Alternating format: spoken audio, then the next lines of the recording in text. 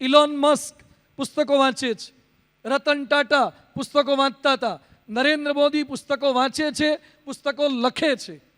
Warrior, exam warrior Narendra મોદીએ પુસ્તક લખ્યું છે. કેવી પરિસ્થિતિમાં વિનોબા ભાવે જેલમાં ગીતા પ્રવચન પુસ્તક લખ્યા.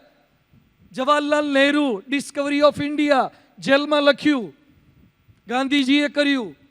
એમાંય વીર સાવરકર વાંચજો.